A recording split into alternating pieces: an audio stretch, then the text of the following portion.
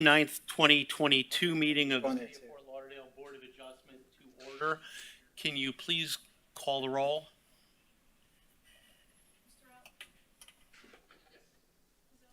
Yes. Here. Here. Here. Here.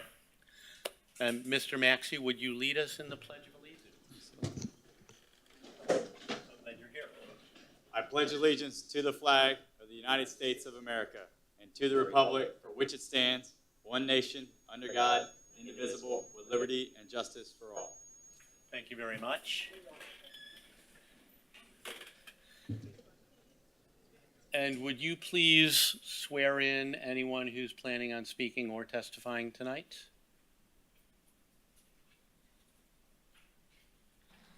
No, we're going to ask you to all stand up in a second, but we'll get there. Hello. Can you You hear dead? us? Doesn't sound, is it? You want to use Chad's mic? Anyone who intends to speak, please stand up and raise your right hand. Anyone who's going to be speaking tonight, if you'd stand up and raise your right hand, or even possibly speaking. Just in case. Do you swear or affirm any testimony you give at this public hearing will be truthful and accurate? Thanks. Thank you. All right. Let me hit my agenda. In your packets, you should have the minutes of the February 9th, 2022 Board of Adjustment meeting. Do I have a motion to approve? Motion to approve. I've got a motion. Is there a second? Second. I've got a motion and a second. Any changes, corrections, additions, deletions? None? All in favor? Aye. Opposed? Please show unanimous approval. And signed minutes are here.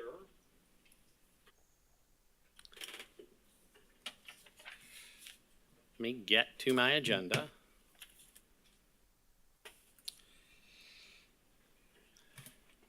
Mr. Shine, are there any requests for deferral, seeing as how you've got, I believe, 70% of the agenda?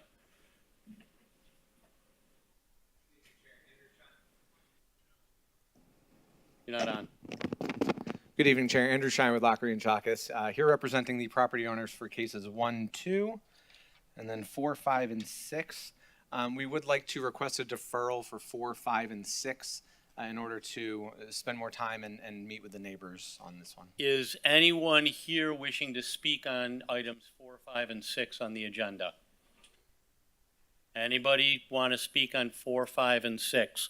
Seeing none, is there a motion on the request to defer? I've got a motion from Ms. Ellis. Is there a second? Second. And I've got a second. All in favor of the deferral for items 4, 5, and 6, please Aye. indicate by saying aye. Aye. Aye. Opposed? This will be deferred to the April 2022 board meeting. Mr. Shine, if you would, I'm going to, if I can, reorder the agenda a little bit. I'm sorry to make you guys wait, but there's a one-item application in here, which is item number 3, Management LLC.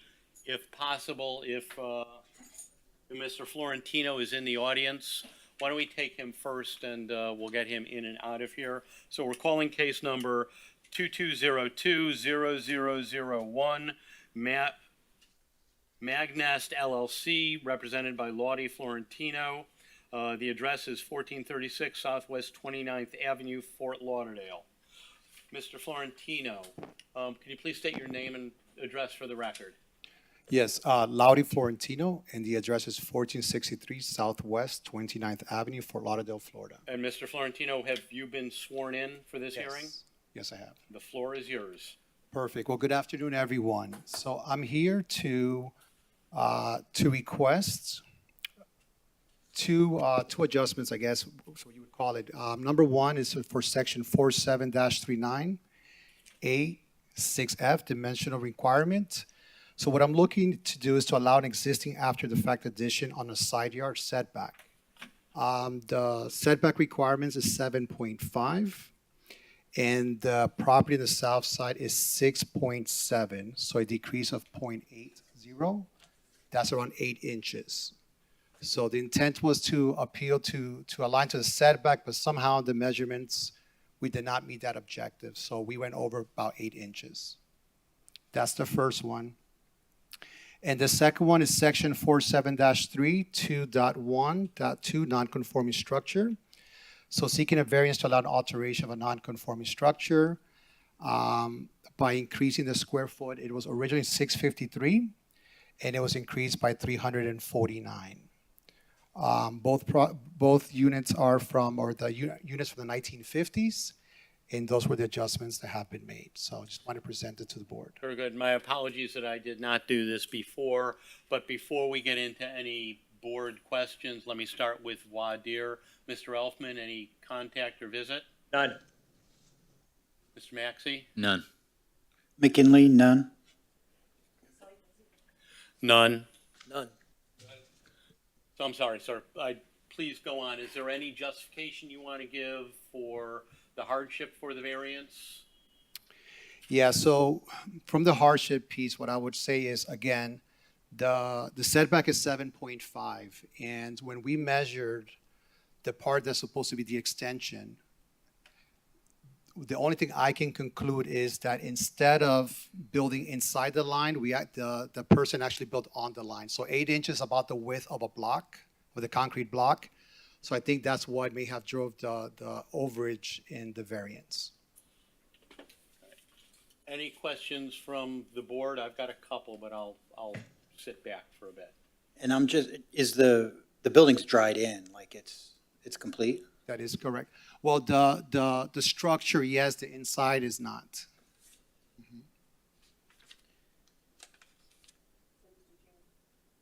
Yes, ma'am. What? So, Mr. Chair, just as a point, this is in the Chula Vista neighborhood, I'm sorry. Yes, Chula Vista, correct, yes. correct, which was annexed into the city in September of 2002. Just for a point of order, then that some of the rules, when they were annexed in, carried forward from the county. With respect to the side yard setbacks? Correct. So. Is there a my difference? Question to staff is, was this a legally conforming structure when it was annexed in, and we're now making it non-conforming, or was it a non-conforming structure when we first annexed it in and we're potentially making it more non-conforming, or not? He's actually adding Yeah, it's a new construction. structure. So it's new construction. New construction. So it was not annexed in there. Well, so we listed as an existing after the fact. Was it existing, because he's only had this property for several years, was the addition, it looks to me like the vast majority of the addition was there already. So it was, Non-permitted. what? Non-permitted. So Non-permitted he submitted a permit for it as of now. for work that was done by the prior property owner as well as his additional work? That I don't know. Yeah, So so, I'm going to direct that question to you then. yeah, sure. So the property, in the lot, there's two separate units, right? That was grandfathered. The one in the front, the AC part was 789 square feet. And then there's an additional, that was already existing, 300 and some changes, which was really a laundry area and a recreational. That was existing, that was part of the house. When that was there, I don't know. So what we submitted in the plans was to remove that section and extend it to make it all part of the same house. So it was there. And again, when did that happen? I would say it might have been the early, who knows? I have no idea, to be honest. And Bert, so what happened is they submitted a permit. The permit failed the zoning review Right. because it showed that it was encroaching. But they submitted an after-fact permit for what looks like some existing work at the point that he purchased the house, and then some additional work. And I want to clarify the city's statement if I can, because this property was annexed in about 18 years ago. Do we know that that work was not permitted, or we just can't find record of a permit from Broward County? Because, we have both problems on No proof annexed of area. permit was supplied to us. Got it. And that research is on the applicant to do, and we have not received Absolutely, anything. without a doubt. I'm noting that there are two different circumstances, whether it was unpermitted work when it was at the county, or as we all know, the county did not keep any records that you could find of any of that stuff of the areas we annexed. I got one more. Yes, sir. Did you pour the foundation for the non-conforming wall? Like, did you pour the foundation that, The non-conforming, the wall that's over the line? Like, yes, yes. Yeah, so that's a new construction. Well, Right. may I clarify something just in case? When we say new construction, are we saying the addition, not the house, right? The addition? Yeah, that is correct, and that was not after the fact. That was actually with permitted. I had an inspector come in, look at it. What I did not do, which perhaps I should have been more knowledgeable, is I did not request spot survey. So I kind of went based on measurements, and that was part of it. When I went for the approval of the permit, that's when I was asked for the spot survey, which is when I discovered that I had exceeded the 8 inches. Chair, Assistant City Attorney Dwayne Spence. In your packet, there's a document marked as the site plan SP1 that may help to shed light on what's going on here. It shows 2 existing structures and then in hatched lines, new addition areas.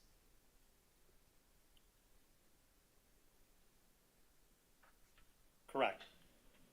And the new addition area, but for, as I read this, a potentially mispoured stem wall would be in the acceptable side yard. It just, the plan shows it in the acceptable side yard. Correct. It's just that in the field, it's a foot over. That's correct. And the second variance is with regards to the rear structure that's listed as existing 1-story building, which is currently a legal non-conforming use, and they want to expand that, increase the square footage, which would increase the non-conformity. Right, and the entire building is a legal non-conforming use. Currently, yes.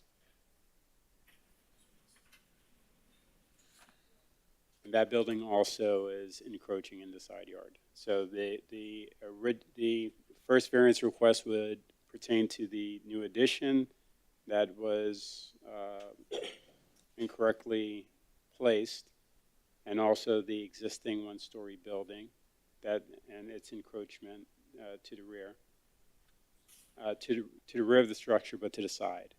And the second variance request would relate to the rear structure only. And Bert, can you walk us through why that rear building is a non-conforming structure in its entirety?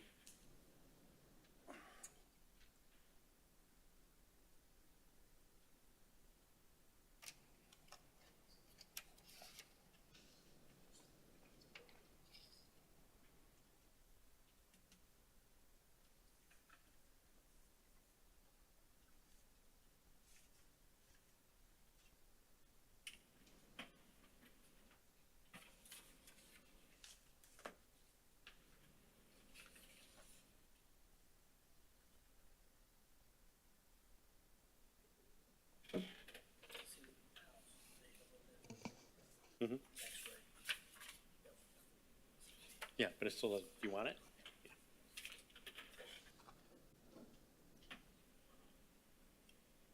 Because I understand the not being able to increase the nonconformity of a nonconforming structure. I'm just not sure why the building in its entirety is nonconforming. Is it a building can't be there, or it's impermissibly in the side yard? It's encroaching into the side yard, required side yard.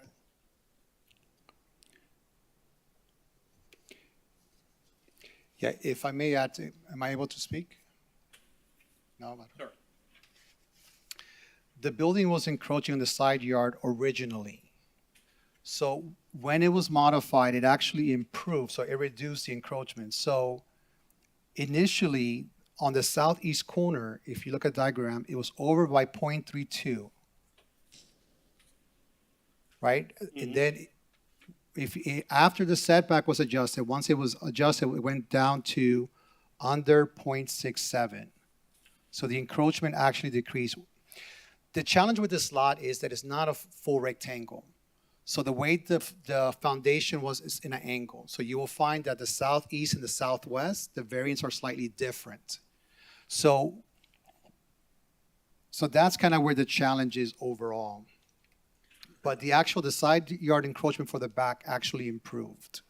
Yeah, so it sounds like it was, an attempt was made at remediation and then a construction Imperfectly error. made. Right, imperfectly made. Got it.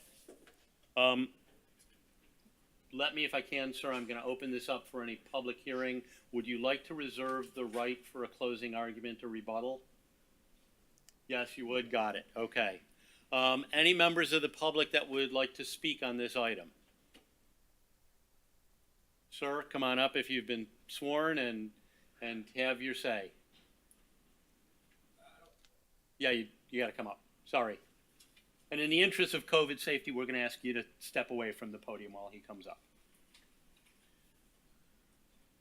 Name and address for record, and you have been sworn, right? Chad Kraisman. Have been sworn in, 1497 Southwest 29th Ave. I live down the street.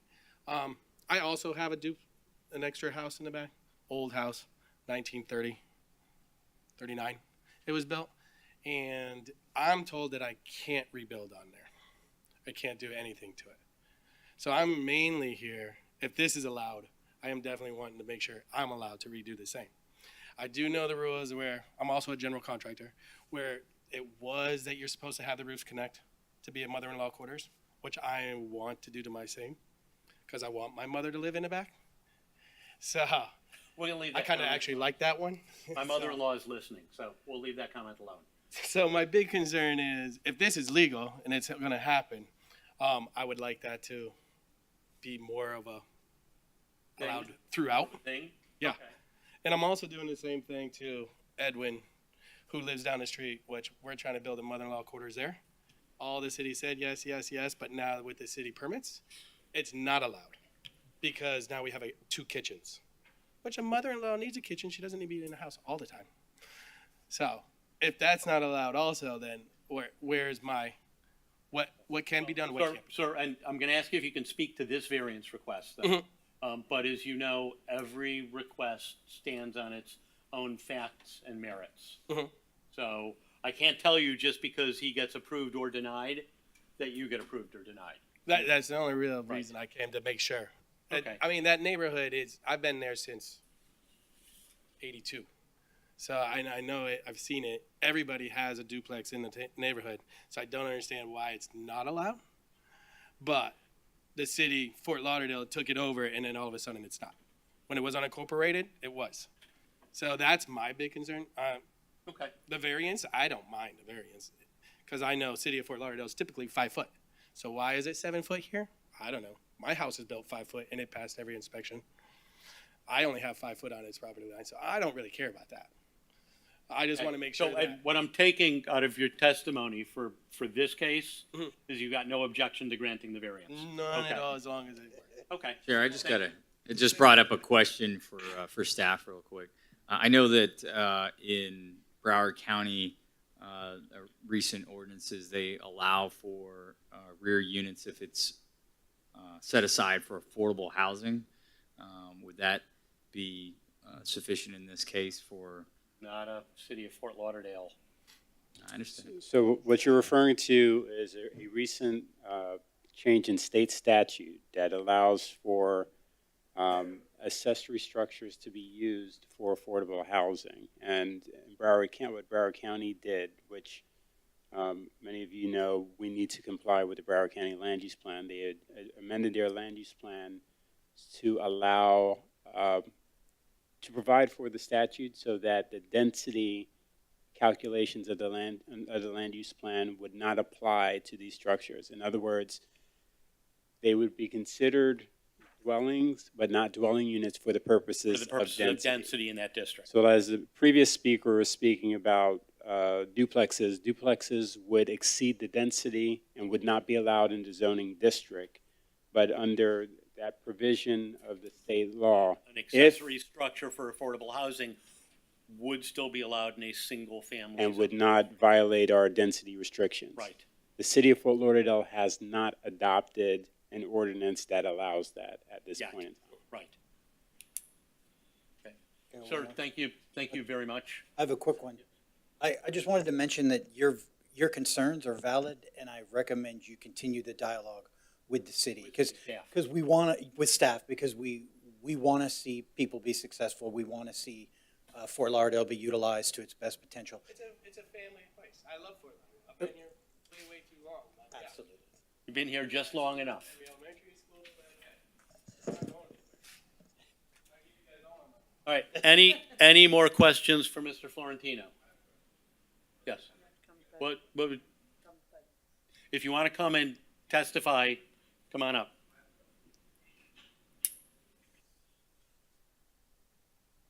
And this is related to the variance application. Perfect. If you could put your name and address for the record. Yeah, my name's Jody Hill. My address 1516 Southwest 29th Avenue, Fort Lauderdale, Florida, 333. Same neighborhood, right? Got it. I'm just wondering if an addition is considered an addition if you knock the entire structure down and build an entire structure, because the unit in the backyard was entirely leveled and it's all new block, new roof, everything. So, I mean, is that considered an addition? Isn't that like, I thought an addition was done. I'll building defer and to staff. Because I have a mother-in-law quarter in my house also, and the people that we bought it from, the unit from, they had trouble just even closing up a wall, and it's a unit from 1948. Whereas, I mean, if you're allowed to knock the entire building down and build an entire new thing, because I mean, it's not an addition. It's an entirely new building. I don't know if anybody's seen the thing. The entire unit in the back was Bert, level. you guys want to address that? The plan showed as an addition to an existing structure. Yeah, but that structure was demolished entirely. Well, I think that's something that permitting will take a look at as they go through permitting. Well, I mean, because it seems like it's not, that you guys aren't aware of the fact that it's being called an addition because it was built kind of on the footprint, but it's an entire new structure. And I mean, no disrespect to you, I'm not trying to get you in trouble, but I mean, like Chad said, his mother's 70 years old and she wants to rebuild, the house in the back is falling apart. And literally what he wants to do is rebuild the footage of that unit, and they won't even let him do that. So, I mean, are you better off just knocking it down and building it and then come here for a variance because nobody checks it out? That's what I'm asking. I'm not gonna answer any questions unless it's related to this case. Yeah. Okay, well, like I said, the unit's not an addition, it's an entire new building. You could ask any of the neighbors. He lives right next door to him, he's seen it.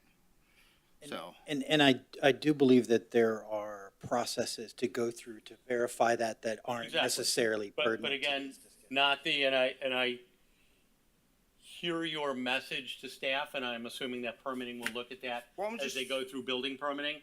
But again, not the subject for tonight's. well, I guess the question was, is it considered an addition if you knock? Again, but this down is and build a it in the same- side yard setback question. Yeah, but that was the first issue. The second one is the non-conforming structure. A side yard setback on a non-conforming structure. They're both side yard setback issues. It's a bit more complicated than that. Just, it's, I'm questioning about the non-conforming structure because it was and we totally hear you. But complete but rebuild. your question has several different components that all work together to come to the solution. And so without really knowing specifics, I don't think it would be Right. prudent for us to discuss it. Okay. But again, your comments are valid, and you're being heard. I was just wondering because first I Bert? heard it was yesterday. We'll get there. Thank you. So, Mr. Florentino, if I can ask you a couple questions. The rear building, is it an addition or did it get demoed and completely rebuilt? The foundation is the same. And part of the walls were rebuilt, so that is correct. But it's the same footprint, it's the same house, just as you see it on the diagram. It's gonna be an issue. City of Fort Lauderdale policy is that if the foundation is left in place and if one of the walls is left in place and they rebuild the entire structure, is considered an addition. Yeah. Can you guys hear me okay? Plans show that it was supposed to be conforming, but it was built into the setback. So it was approved at the 7.5, All right. as so he I'll- stated earlier. Right. Are there any more board questions? Any more questions from the audience? You guys sure? No more questions? In that case, I'm gonna close the public hearing. So I'm gonna give you an opportunity to either rebut or close, and then we'll go for board questions, and we'll see if there's a motion. Yeah, well, first of all, I want to thank everyone for the opportunity to present. I definitely understand my neighbor's concern of wanting to have the ability to obviously update some of these structures, which I totally get. These homes are from the 50s. My goal is, my intent in the long run is to be able to move my mom in the back so she can actually live with us. But the reality is that the lot is 8,500 square feet. And even when people say, oh, why can I build total arc density, the actual property is 30%, not less than 30% is built. These are two very small units. And if you look at the map, that I included, I can tell you that many people used to, let me make sure I'm referring to, do you guys see the one that shows the footprints of the houses? Nope, not that one. The one that shows like the neighborhood, all the properties. Mm-hmm. See it? Yeah. So I think for me, the biggest highlight is at the end of the day, I'm using less than 30%, around 30%, 31% of the build out in the lot. Each house was 600 square feet, and we're just trying to make it more livable for us, for our average family and my mother. So I hope you take that into consideration. Great, and I've actually got a question for the two gentlemen in the audience. And you can raise your hand if you don't want to hop up and speak. Are either one of you guys the property owner directly to the south? Meaning the property where the side yard setback is less than 7.5 feet? Okay. Okay. Chair, I just had a question. What's the use that you're gonna use the rear structure for? So the front will be for us in the long term. I think initially you'll probably end up renting it. My mom is 75. So one of my goals is to be able to bring her to live in the back dwelling, and I will live in the front. So that to me sounds like it would be maybe not affordable housing, but something along those lines. So even if the city, for me, doesn't follow the county's thing, it is something that we should strive for. And so, and I can feel for the gentleman behind us as well, as long as we're not, if we're looking at mother-in-law structures, I'm sure those are affordable, not what I see in crazy prices today in Fort Lauderdale. Well, again, potentially what happens here today has an impact on the buildability or rebuildability of structures on their property, so I'm sure they'd be interested in the outcome. Absolutely. And we just have to be cognizant of the fact that rents are going up in the escalations of, thousands of dollars, a month on bedrooms. And so when we look at opportunities like this to be able to, cater to affordable housing, that was what the intent was from the county. And I know that because I sat on that planning council that created it. So thank you. So, Ms. Florentino, any further closing remarks? That is it. Thank you once again. Any comments, questions, discussions from the board? If not, I'll wait to hear a motion.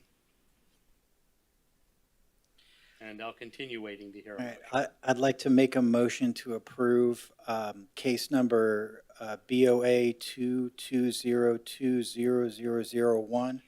And that would be both the variance to allow a south side 6.7 foot setback versus the required 7.5, and the non-conforming structure, the alteration of the non-conforming structure. Great. And before I ask for a second, I'm going to ask if anybody on the board would like us to split this into two different motions, because they may want to vote differently on each motion. So So then I will withdraw my. So if you would like to make a motion, let's go on the first variance request. So in that case, I'd like to make a motion in case number BOA 220200001. I'd like to make a motion to approve the variance requesting a south side 6.7-foot setback when the requirement is 7.5. Second. I've got a motion and a second on the first variance request from the provisions of section 47-39A 6F, dimensional requirements. I've got a motion and a second. If there's no discussion, let's call the roll. Yes. Yes. Yes. Yes. Mr. Elfman? Yes. And Chair Nelson? Yes. 7-0 passed. And do I have a motion on the second variance request? All right. I'd like to make, in case, yeah, I know. In case number BOA 220200001, I'd like to make a motion to approve the, I guess, is that a variance? Because it's It an, is a variance. okay, I'd like to approve of, Additional non-conforming square yeah, footage. I'd like to make a motion to approve the variance for the improvement of a non-conforming structure. I've got a motion for the second variance, which is a variance from the provisions of 47 3.2B1. Is there a second? I'll second. Mr. Maxey. And I'd like a little discussion on this, because I got to tell you, this is how I view this. It's not so much the non-conforming nature of this. This building is non-conforming not because it can't be there, but because it is currently in the setback.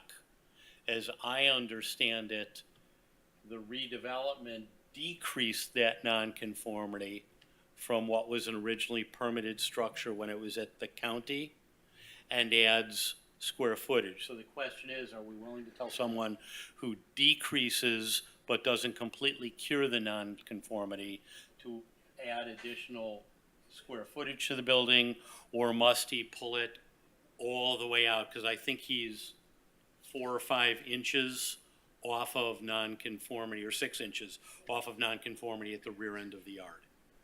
And that's what makes it a problematic decision. Normally, I would say you can't add square footage to a non-conforming structure because you're making it more non-conforming, but this isn't. That square footage isn't making it non-conforming, and this redevelopment actually made it less non-conforming. And with that, I'll shut up, and unless there's any other discussion, I'll call the roll. Mr. Maxey? Yes. Mr. McGinley? Yes? Mr. Reynolds? Yes. Mr. McTeague? No. Mr. Elfman? No. Ms. Ellis? Yes. And Chair Nelson? Yes. Both motions pass. Thank you very much, Mr. Florentino. Have a good evening. Gentlemen, take what you will from the results of that hearing. Mr. Shine, you ready? So, Mr. Shine, you have 2 items up, which basically together comprise a singular lot split. Would you like to argue them once together, and then we will have 2 separate motions, or would you like to argue them separately, making this board sit here later into the night? Good evening, Chair. Andrew Shine with Lockery and Chakas here representing the property owner. Yes, they are inherently linked together, so I think, and the presentation is linked as well. I think combining them would be the best move. Great. In that case, before we do, let's do a voir dire, Mr. Elfman. Site visit. None. Chad Maxey. Blaze McKinley site visit. Site visit. A completely non-substantive roll call from Mr. Shine. Site visit and spoke to the applicant in the previous meeting.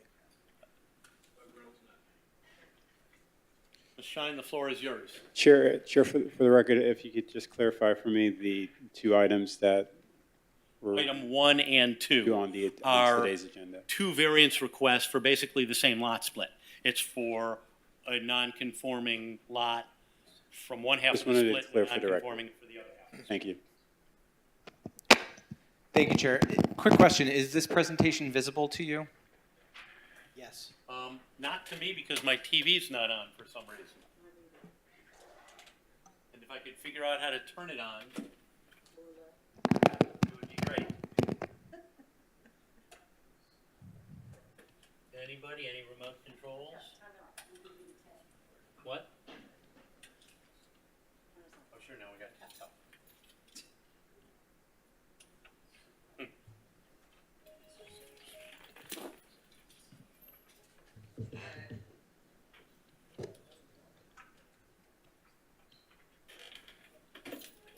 So I've got the dais. On button. In answer to your question, yes, the presentation is visible. Perfect. Good evening. Again, Andrew Shine here representing the property owner. This is two cases. It's a variance from section 47-5.31 of the ULDR. These are the two sections we'll be talking about tonight. The first is the variance request, which shows the dimensional requirements for properties in RS8. As you can see highlighted, minimum property width is 50 feet. And what I didn't highlight is minimum lot size is 6,000 square feet, and that'll come into play later.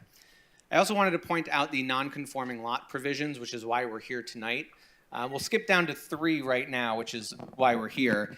And the gist of it is that if you have 2 non-conforming lots next to each other that are unified under single ownership or just purchased by the same owner, the city automatically considers them merged into one single lot. So in this case, we have lots. One of them is about 6,000 square feet. One is about 6,200 square feet with 48-foot lot widths. The city now considers them merged to be one property with 96-foot lot width and about a 12,600 square feet in total. I did want to point out number 2, which is a provision in the code that if you have one non-conforming lot, say you have a 48-foot lot width, just that lot, the city allows you to build a single-family home on that lot, even though it is non-conforming. So the city does recognize this property right when you do have non-conforming lots that still allow you to build a single-family home on that lot. The property is located in East Victoria Park. You can see on the bottom right, these are the 2 properties. They were purchased in 2021. They were sold as under one deed, and they are now considered merged by the city. The property is located on the old Victoria Park plat, platted in 1927. I've used this as a focus area for the general neighborhood. We could have expanded it further west, further east, further north, but I felt that Victoria Park was the general focus area here. On this plat are 390 individually platted lots. And this is an excerpt from the northern part of the plat. You can see I separated it into south and north. North is to the right on here. This is the northern part of it. And on this entire plat with 390 individually platted lots, there are only 18 lots with less than 50-foot lot width.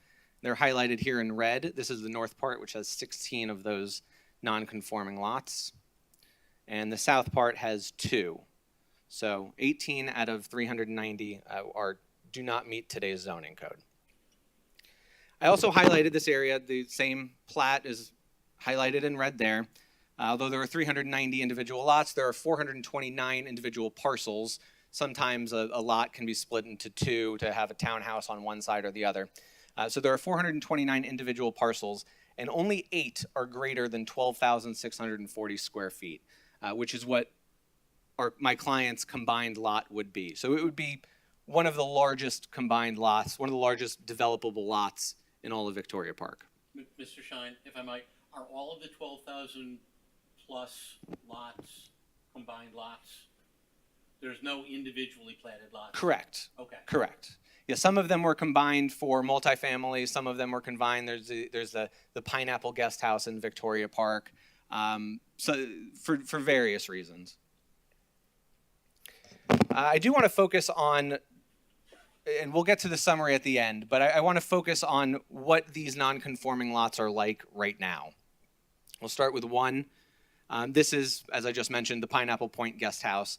It was constructed in 1947, long before the current version of the ULDR, and it is constructed on its original platted lot.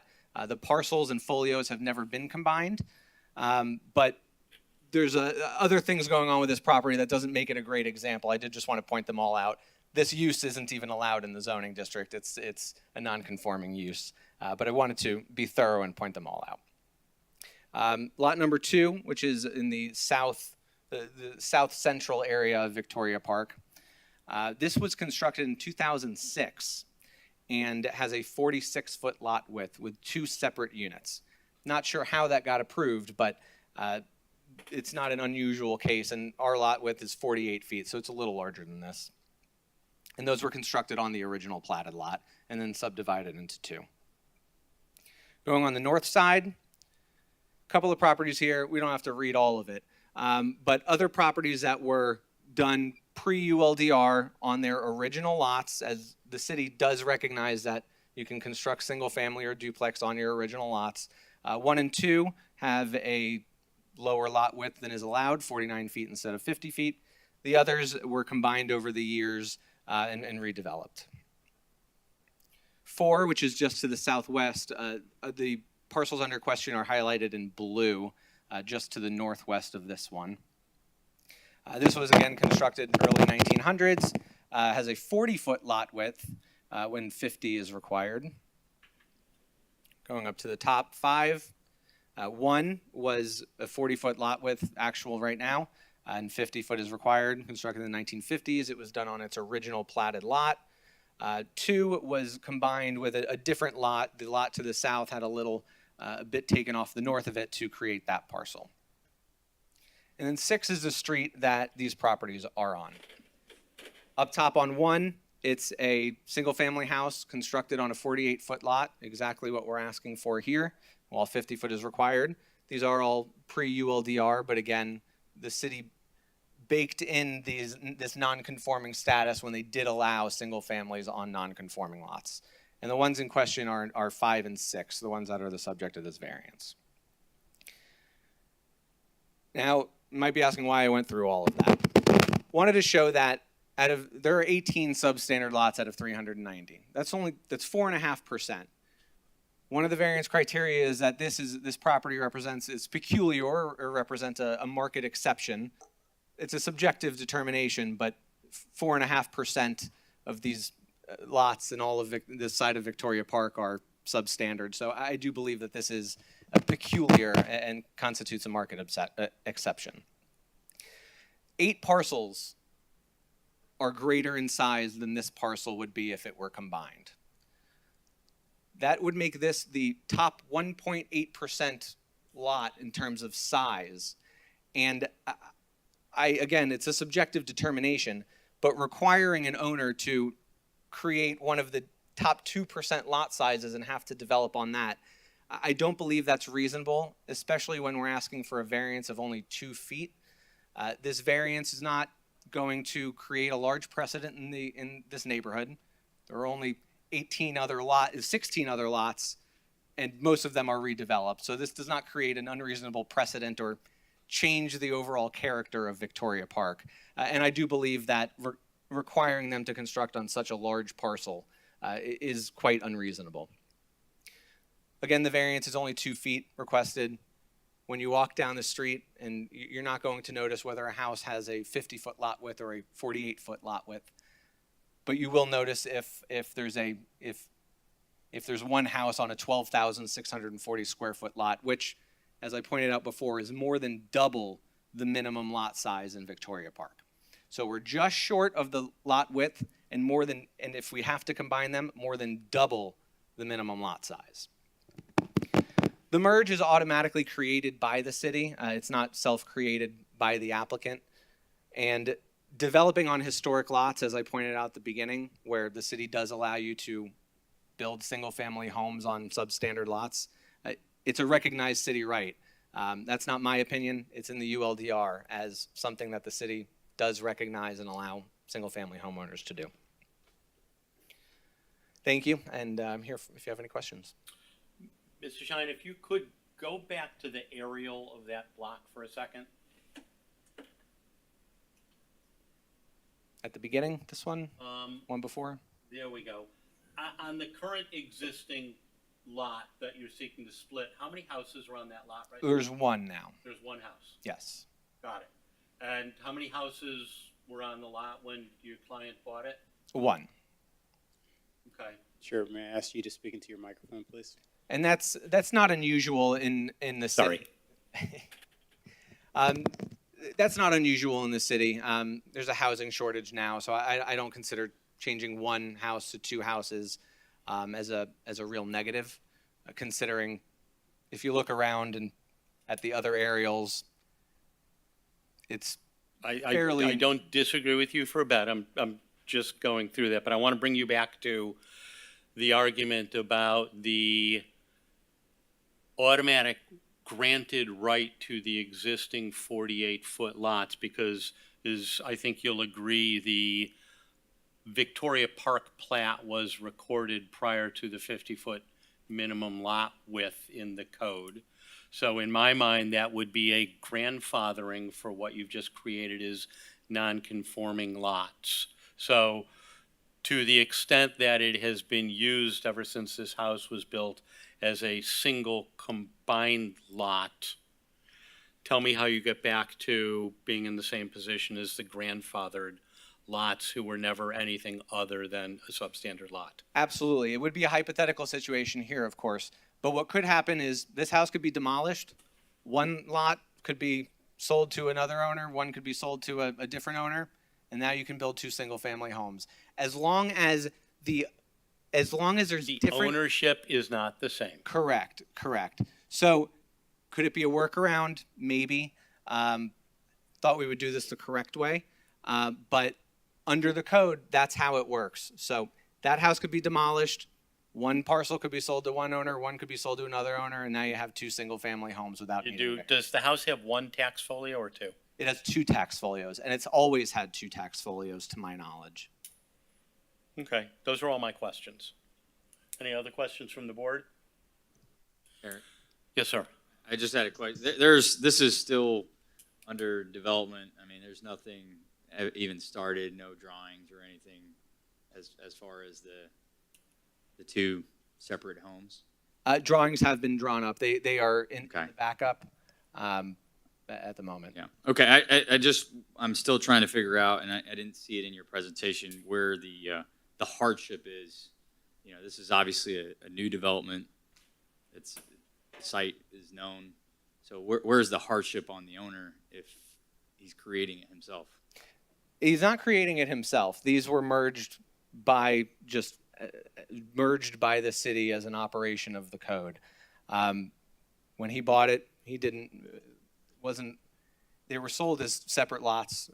The deed says lots 8 and 9. In one deed, yes. though, correct? In one deed with one house on it. One deed with one house with the legal description of two separate lots and two separate tax folios. Got it. So when you see that and you're doing due diligence, you always try to uncover every single stone you can. But when you see that you have two separate folios, two separate lots, it's not a hardship created by the applicant necessarily. It's just a function of how they were platted.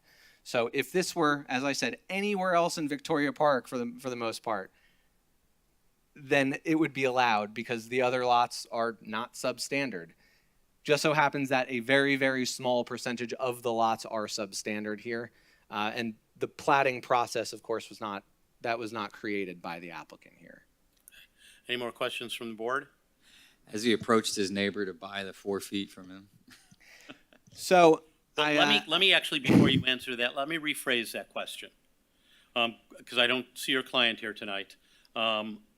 Your client asked for a deferral at last meeting so that he could meet with the neighbors and discuss it. Can you tell me what the result of those meetings were? I understand that he did meet with neighbors, and the ones that he did were not fully supportive. I'm not sure why.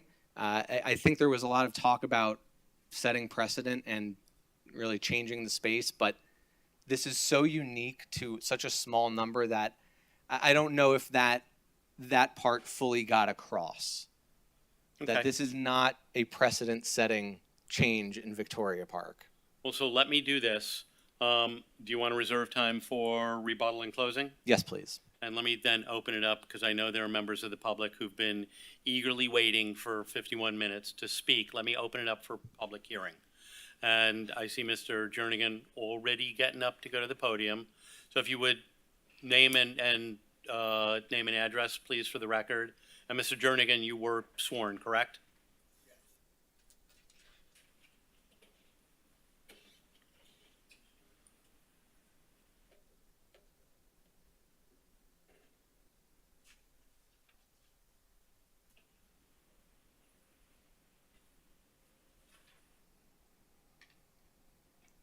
Thank you very much, Mr. Chairman, board members.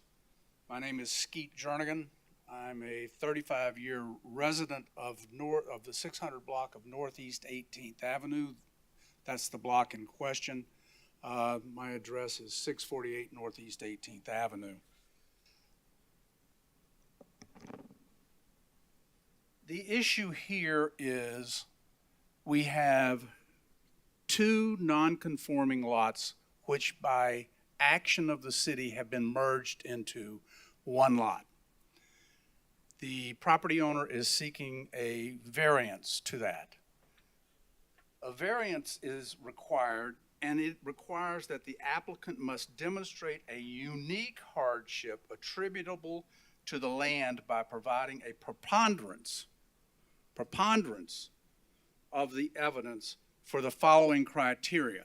And the application that the applicant filled out for this variance has 5 criteria.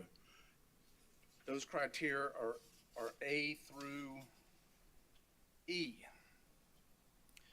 We reviewed the responses, and I want to go through them if I can one by one. I'm going to try to do it as fast as I can, but it's going to take a minute or two. It's our view that the applicant does not meet any of the 5 criteria for demonstrating a hardship needed for the variance from the Lauderdale lot requirements.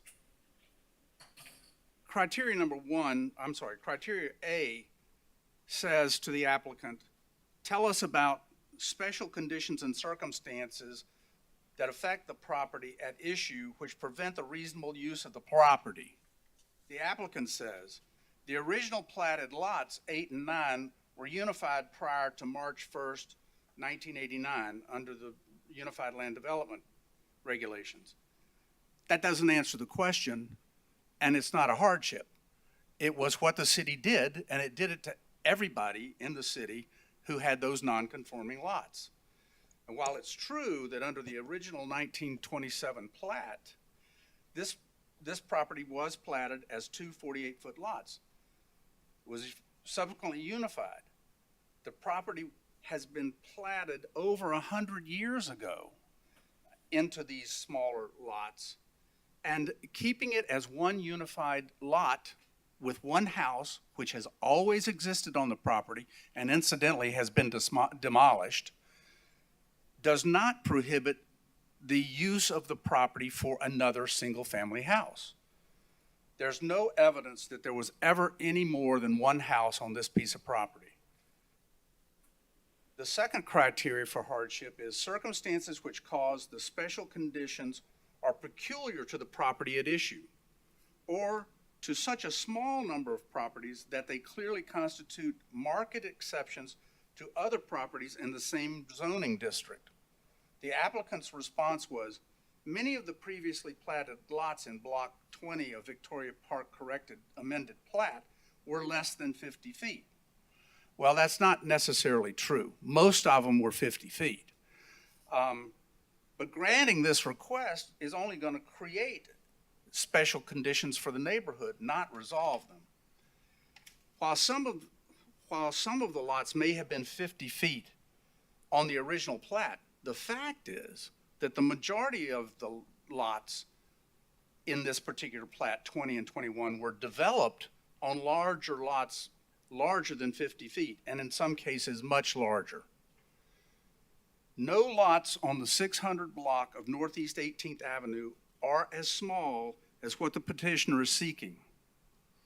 The houses that have been developed are on much larger lots than 48 feet. The request is completely out of character for the neighborhood and the surrounding residences. The third criteria is literal application of the provisions of the Unified Land Development Regulations would deprive the applicant of a subsequent property right that is enjoyed by other property owners in the same zoning district. Here's an important comment, and this is in the code.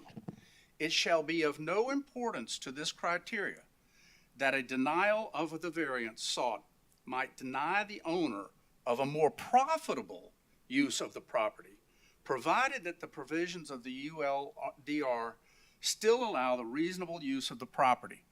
Property's always been used as a single-family lot. It can continue to be used as a single-family lot, so there is no denial of a reasonable use of the property.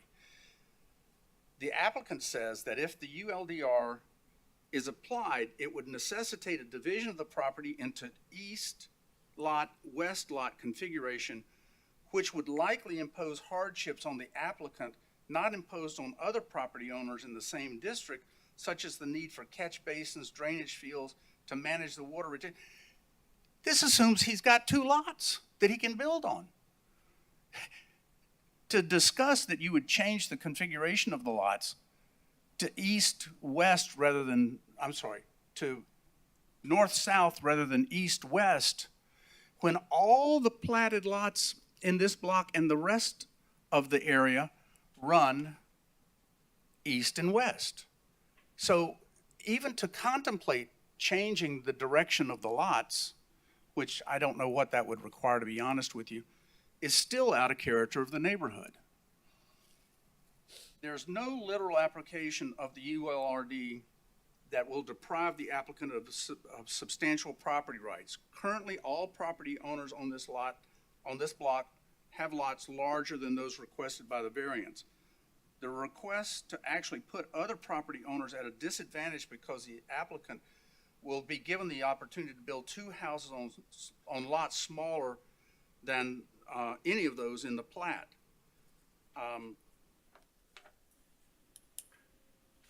This is purely an effort on the part of the applicant to maximize profitability of this particular lot by building 2 multi-million-dollar houses on the property when this city is facing major housing issues, but the primary housing issue this county faces is affordable housing.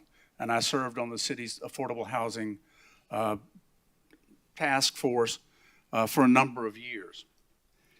The unique hardship is not the additional criteria that he must meet to demonstrate hardship is that the unique hardship is not self-created by the applicant or his predecessors, nor is it a result of a mere disregard for or ignorance of the provisions of the land development regulations or the antecedent zoning regulations. The applicant's response to that question was, the hardship is created subsequent to the requirements of the ULDR given the original platting in 1927.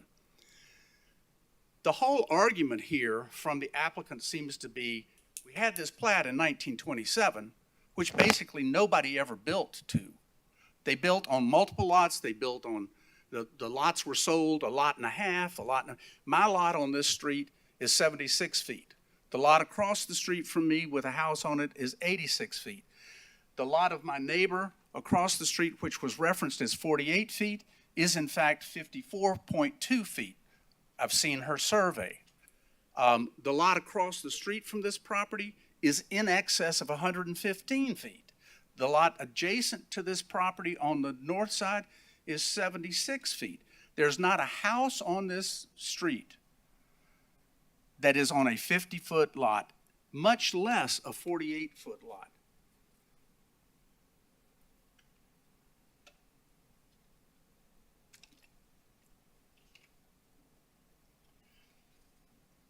The 5th criteria for proving a hardship in this particular circumstance is that the variance is a minimum that will make possible a reasonable use of the property and that the variance will be in harmony with the general purposes and intent of the code, and that the use of this and that the use as varied will not be incompatible with adjoining properties or the surrounding neighborhood or otherwise detrimental to the public welfare.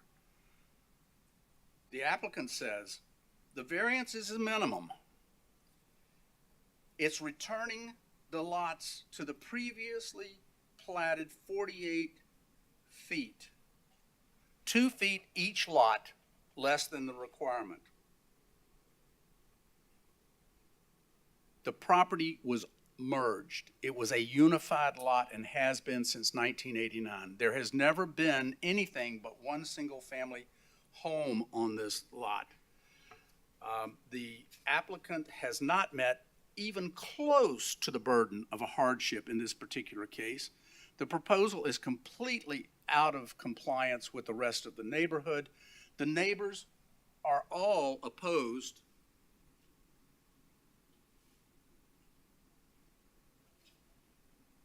to this variance request. At the last meeting where we deferred this, we distributed an aerial photo of both sides of Northeast 18th Avenue. This is the west side, and you can see all the red circles with a line through them are neighbors who are opposed to this variance. Skeet, you don't honestly think I can see that from here, I'm do sorry? you? You don't honestly think I can see that from here, do you? I don't know, but At my I gave age. it to you last. At my age. I gave it to you last month. I figured you had it memorized already. This is the east side and all of the opposed homeowners. Every homeowner on the 600 block of Northeast 18th Avenue is opposed to this variance.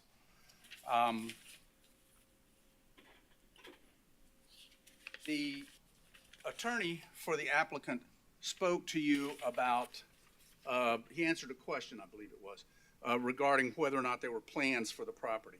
And yes, there are plans. I believe they're in the application file, and I reviewed those. So on this property, the new landowner is proposing to build a total of approximately 9,000 square feet of living space. This is on a lot where at most the previous house was 2,500 square feet. If approved for 2 houses, the applicant plans to build a total of 10 bedrooms, 10 full baths, 2.5 baths, in place of what previously existed, which was a 3-bedroom, 2-bath house. This is an overwhelming impact to be imposed on these 2 undersized lots. The applicant does not propose any support of affordable housing in this particular proposal. This application is totally without merit. The applicant has not shown a unique hardship. The applicant has not provided anything close to the preponderance of evidence to demonstrate a hardship. There is no hardship here. Thank you. I'll be glad to answer any questions. Shine, do you have any questions for, no, before we go to the board, Mr. Shine, do you have any questions for Mr. Jernigan? No questions. Okay, any questions from the board for Mr. Jernigan? Mr. Elfman?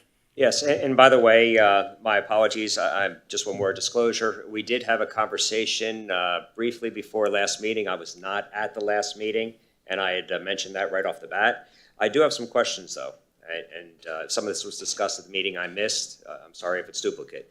But you did refer several times our view, and you spoke about neighbors that were opposed. In what format did those neighbors oppose? Did you meet with them? Was it at any meetings? We had several meetings in the neighborhood. The neighbors, all the neighbors on that block signed a letter opposing the variance that was provided to the board in the last meeting. I have a copy of it here.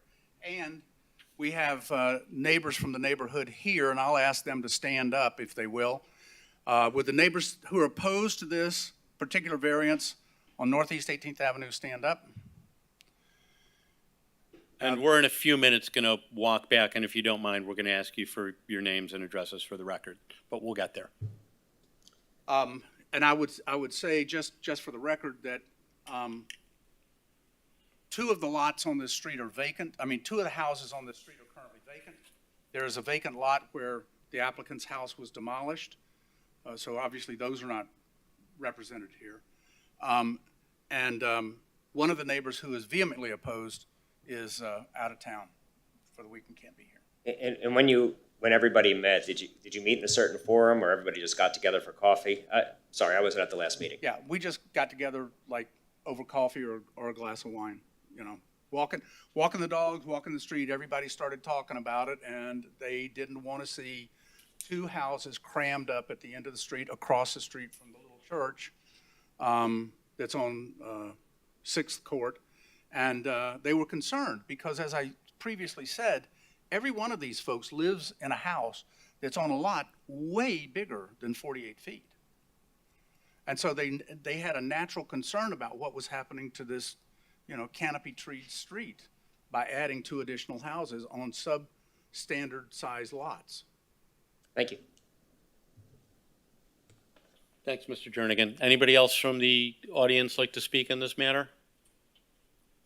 Sir, why don't you come on up, your name and address for the record, and please advise us if you've been sworn in. I think you have. Okay, just name and address for the record.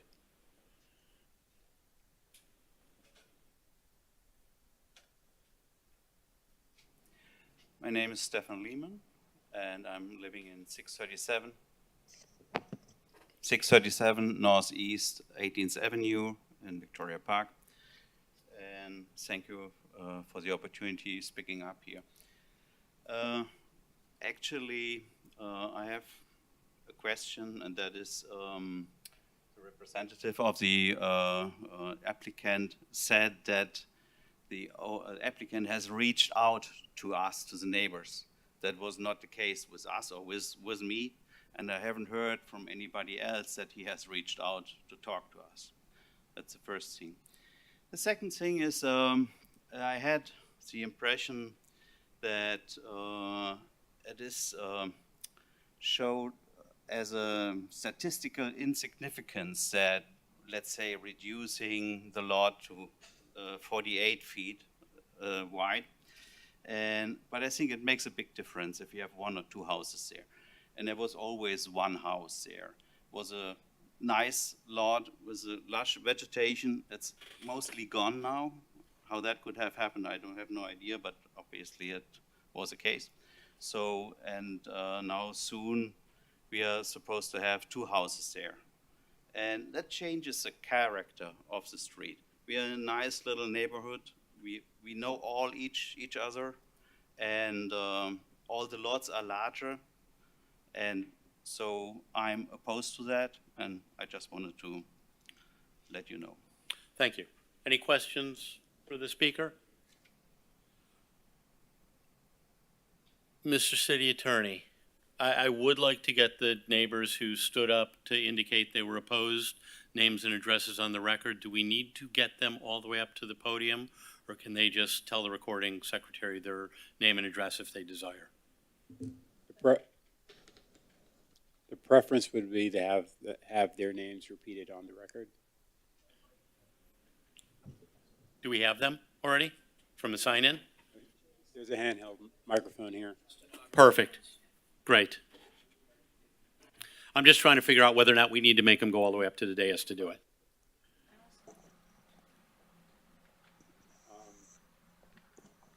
Okay, so we'll proceed by just handing the microphone person to person. This is a list of individuals who have Mr. Jernigan has stated on the record, opposed the application. Do they get to choose their own song? What? Do they get to choose their own Marcia song? Beard, 646 North Victoria Park Road. Thank you. Teresia Lehman, 637 18th Avenue. Could you guys speak up? We Yeah, we're can't having a hear hard you. time hearing. Teresia Lehman, Thank you. 637 Northeast 18th Avenue. Thank you. Hello, Jeff? Jeff Lowe, 648 Northeast 18th Avenue.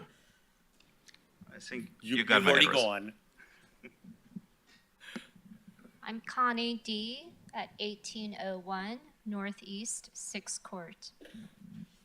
Thank you very much. Anyone else from the audience who would like to speak? If not, I will close the public hearing.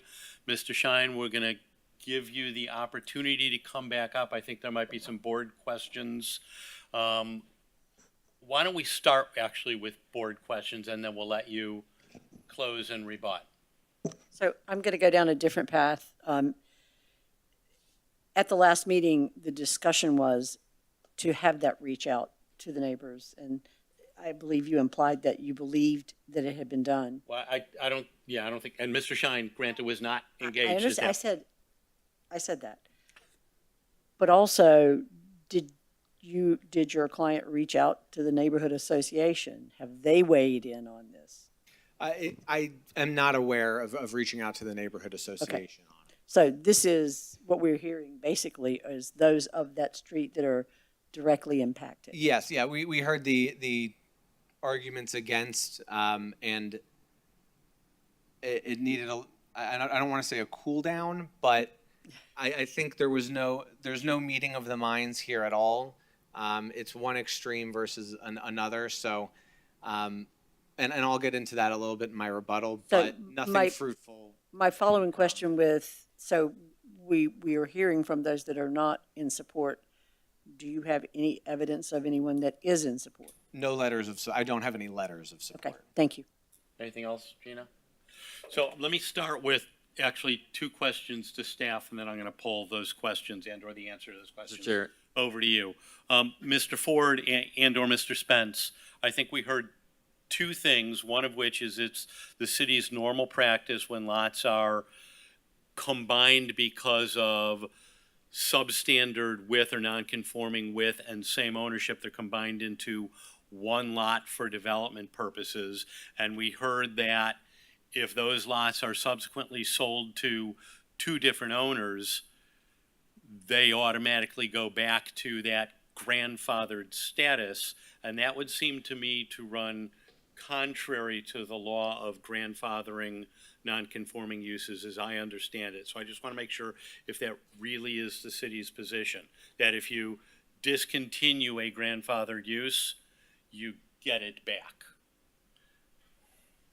So the provision that Mr. Shine is referring to is subsection B2 of section 47.3-3, which provides that a non-conforming lot in any residential zoning district may be used as a standard single-family or duplex structure or building only where a permitted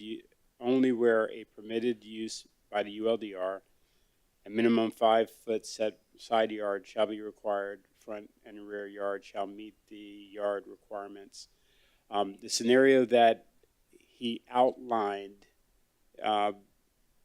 stands true in the sense that city staff doesn't go through the property records when an individual brings a non-conforming lot, a platted lot in for redevelopment. But when the lot has been combined, it is the intent of the non-conforming use section of the code to bring everything into conformity with the new code. And so that is the preference and the desire of the city, that everything comes into conformity.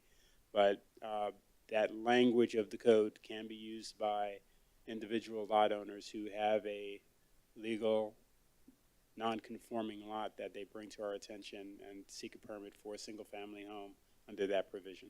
Got it. And I also, I think, heard during the presentation and in the application that one of the ways to minimize the impact would be to change the orientation of those lots, and I better get the directions right, from a east-west orientation to a north-south orientation, which would seem to me to run across two different lot lines and not be a legally conforming lot by plat or a grandfathered lot in any consideration.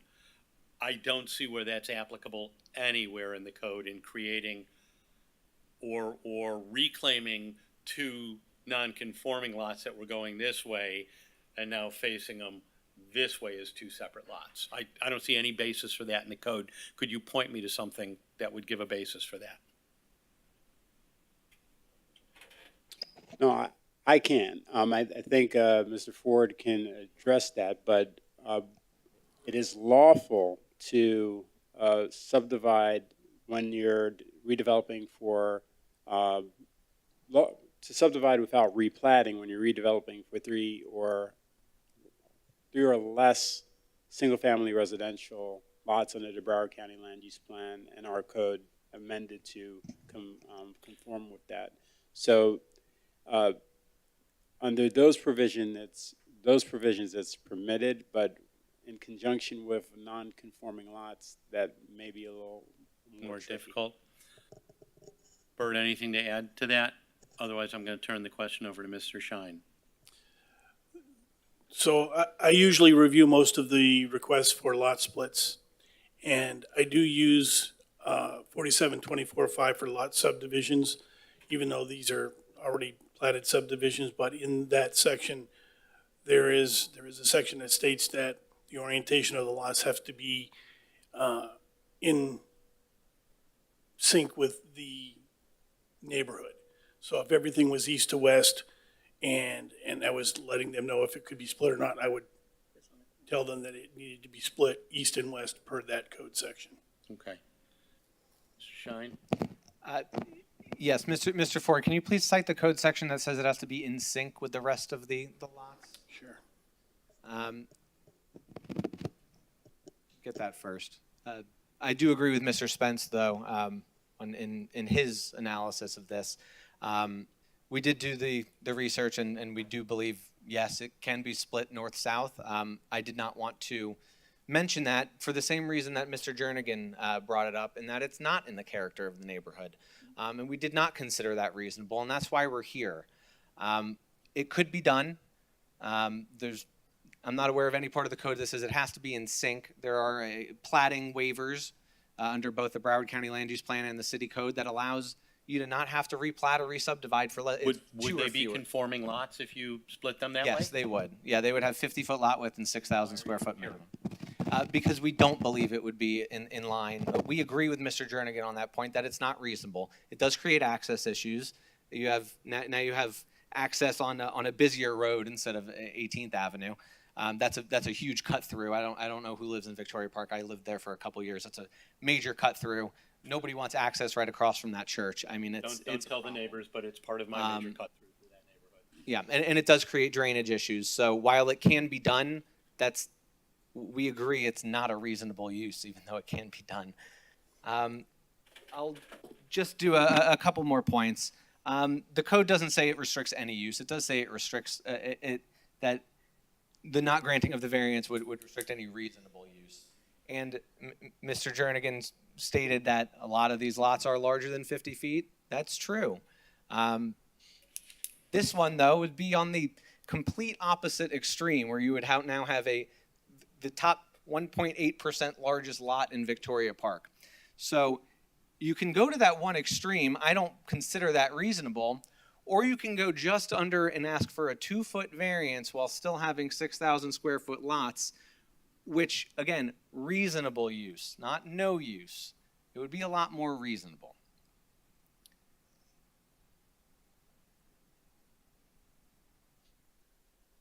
The last part, there was some conflicting testimony of that were the city's facing a housing shortage, but also they can't be they don't want two houses on this property.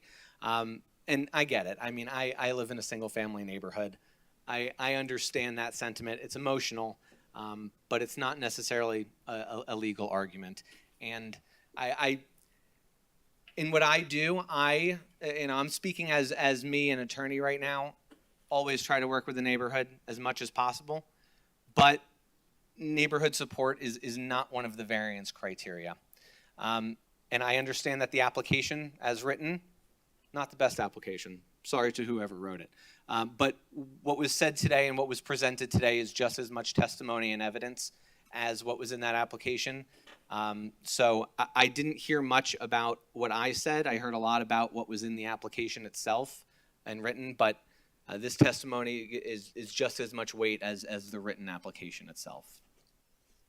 Very good. Is that the termination of your presentation? Yes, Chair. Great. Chair, I just have one question. Yes, sir. Yeah, just going back to my original question that never got answered. Did the lot owner to the north get approached to acquire the entire property or any portion of the property? Because, I mean, again, he can subdivide it however he needs. That's what they said, 78 feet. So if he wants to do this, he looks like he needs to buy the property to the north. Not to my knowledge, and he could do two houses here if he divides it north-south, so it could still be done here. To my knowledge, no, we have not reached out to the property owner to the north. That is, in my opinion, another side of the extreme solution here when we do believe that we meet the criteria for a variance. Thank you. Let me open it up for board discussion before we call the roll, and I'll start. I'm really troubled by this application from a bunch of different sides. No, I have an enormously hard time trying to figure out the basis for a hardship in this circumstance. This was bought as a single-family house. It was used as a single-family house, notwithstanding the fact that it has 2 parcel IDs and 2 tax folio numbers. It's always been a single-family house, and it looks from all appearances like it is just an attempt to really make a better profit more than a hardship and a necessity for variance. Because he could just, or she, could just build a really nice big house on that lot. And that seems to be quite the way in a lot of Fort Lauderdale. I know that is in my neighborhood. There's a lot of mansions going up. And I don't know whether the neighborhood would be happier with a McMansion or 2 houses, but that's not the item, that's not the issue before this board. At the same time, I'm also troubled by the fact that even if we deny this variance, there are 2 very easy ways to accomplish the same goal and end up with 2 houses on that lot. You could spin it to the side, which I think we heard the applicant say is a less desirable configuration, but they're conforming lots at that point, and there's no variance needed. Or he could, and I'll admit I disagree with the legal premise of reestablishing the grandfathered lots if you split them into 2 owners, but if I understand the city's position, he could just split it into 2 owners and build a house on each one of them, and you still end up with the same 48-foot or 48.5-foot lot. So this may be the most troubling application I think we've seen in a while, because there's no good answer, no matter what this board does. It sets a precedent, whether it's a limited precedent or not. It runs completely opposite of the city's goal to make more conforming lots by getting rid of or lessing out those substandard lots under our zoning code. But there's also a variety of different ways, not that I'm in favor of skinning cats, but to skin this cat. And that's what's so troubling about the application. And I didn't say I was going to offer any solutions. I was just going to say what I was troubled about. But I'd like to hear from the rest of the board. You've been here for a long time, Doug.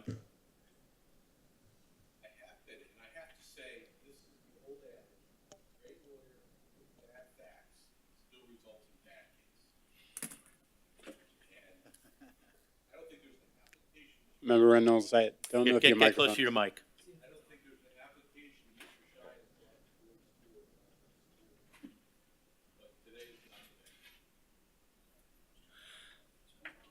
Say, bad facts make bad law. Sir?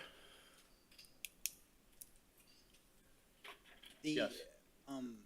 The ordinances as they're written represent an intent to mitigate density, and this runs contrary to that. I mean, I don't see where there's a valid, I don't see a valid reason. That said, no matter what we do, you could still end up with 2 houses here. Well, then- That was really why we, Mr. Shine, tried to push your client to sit down and work something out with the neighbors, because in the absence of some meeting of the mind of all of the people who live on that block, you end up with a bad result for everybody. Mr. Elfman? Actually, I'm going to ask the city attorney something. Just in disclosure, I am the planning and zoning chairman for the neighborhood. Of course, I'm also a real estate broker. Am I in any conflict? Oh, now is the time to ask. Wait a minute, did it come to you? It did not come to me. There you go. And I'm not here in that capacity, but I wanted to make sure that there was no conflict. You don't have any fiduciary? So I need to inquire a little bit. What is this position of planning and zoning? More informational than anything else. No decision. He's not but- getting paid for it, Dwayne. Not getting paid for it, and report on what new projects are coming to the neighborhood.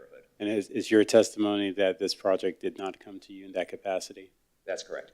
And has your association taken a position? They have not. On the item. So you would have to recuse yourself if there is an actual voting conflict under Section 112 of Florida statute, which is basically economic gain or loss to you, which is not what you're testifying. It is at your discretion to recuse yourself if you feel that your position would jeopardize this hearing in the way of showing prejudice or bias towards the case at hand. But that's purely at your discretion. No pressure. Mr. Chair? Dun, dun, dun, dun. So, just a comment, if I may. This developer is not new to this area or this neighborhood. This discussion came forth earlier with some pretty direct comments as to how to go about addressing it. I'm sort of with Doug in that in most cases, Mr. Shine, you come to us fully prepared and we're more than willing to support. I find under this one, it's sorely lacking. I'm sorry. Mr. Elfman, what do you want to do about voting? Again? Just because this may come up again in other cases moving forward, I am going to recuse myself from this. We still have a voting majority, but it would take 5 to pass? Yes? That's correct. So, Mr. Shine, I'm going to give you the opportunity because in order to win this variance request, you would need a unanimous vote in favor. Is that right? No, I'm sorry, there's 6 people here. Never mind. 6. My mistake. You need 5 out of 6. You're going to have not that Mr. Elfman and I aren't already short, but you're going to have a short board. Do you want to ask for a continuance to the next hearing where you might have a full board? Yes, Chair. I might suggest strongly that you spend the next month really talking to the neighbors, because I get the feeling in a straw poll completely in my mind that if those 7 or 8 or 10 people are sitting back here for a third night, you're not going to have a good evening. That's just my feeling in the ether. And I'm sorry, Mr. Jernigan, so let me, Skeet, not go back to you. So the board is considering a request for a deferral so that both the neighborhood and Mr. Shine and his client have the opportunity to have a full board voting on this application. I think you've heard the board's direction that you better be seeing them in this month. Is there anyone in the audience who is strongly opposed, and I'm just going to ask you to stand, strongly opposed to granting a continuance? I know it means you might be back here for a 3rd month in a row, and I apologize for that in advance. But Skeet, I see you're strongly opposed to a continuance. You can if you go to the dais. And this would be a statement at the continuance in relation to that. We'll have a vote on the continuance. Skeet Jernigan. This is the second time we've been here on this agenda item. the last time we stood up and agreed to a continuance that the applicant requested. We brought our neighborhood out twice now, and we've made, I made a medium-length presentation to the exact point that is the point of whether you get a variance or you don't get a variance. So, and when we agreed to the continuance last time, the applicant was told to get with the community. He did meet with me in the driveway of my house, and he showed me a revised site plan which switched the properties to north and south and asked me if we could agree with that.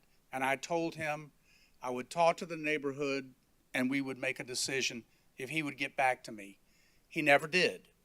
He said he was going to the Victoria Park Association to talk to them about it. And what I heard from Mr. Elfman was he never did. So my point is, I don't want to bring the neighborhood back out a third time. I don't want to make that presentation for a third time, quite frankly, because I'm not getting paid. I just live there, right? And I don't want to spend 3 months up here doing this. So I would oppose a continuance.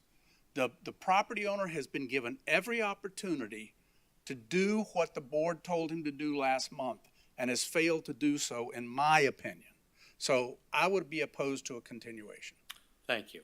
All right, I'm going to, unless any other neighbor wants to speak on the issue of continuance, I'm actually going to ask for a motion on Mr. Shine's request for a continuance.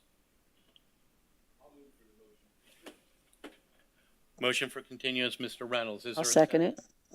Ms. Ellis, there is a second. Mr. Spence, remind me, do we need a simple majority on a continuance or a supermajority?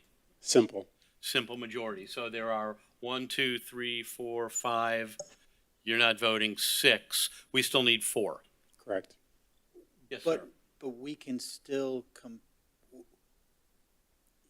even though the reason for the continuance is a different reason, I'm trying to find a way to say this.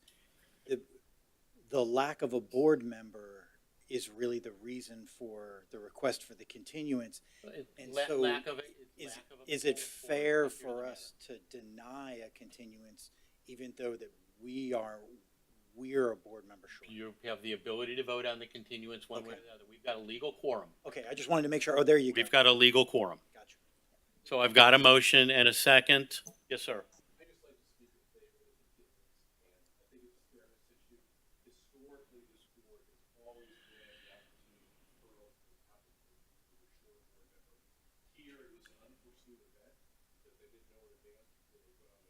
No, we could have had we wouldn't have sent home our.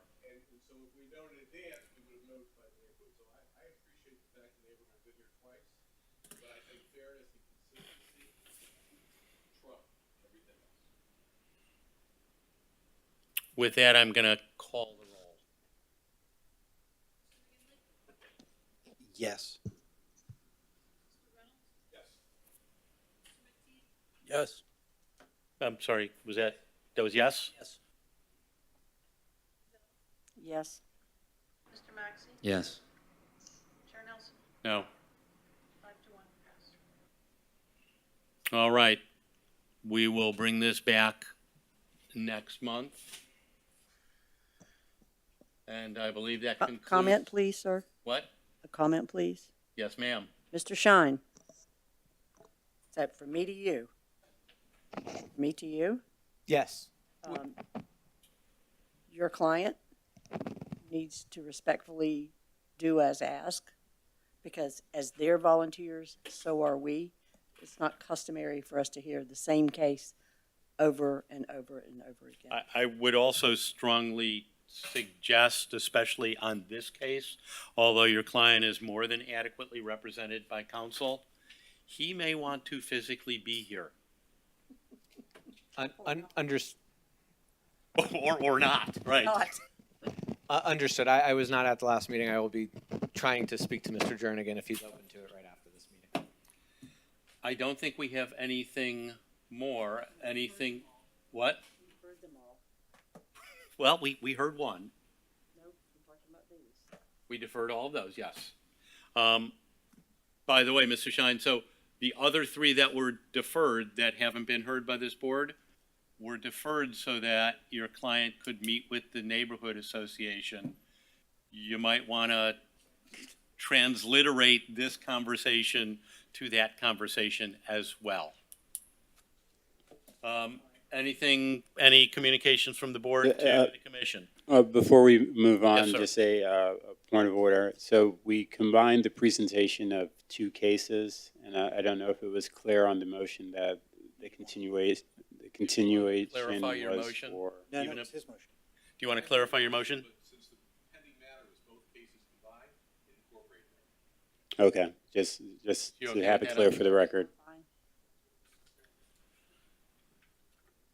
All right, so any communication to the commission?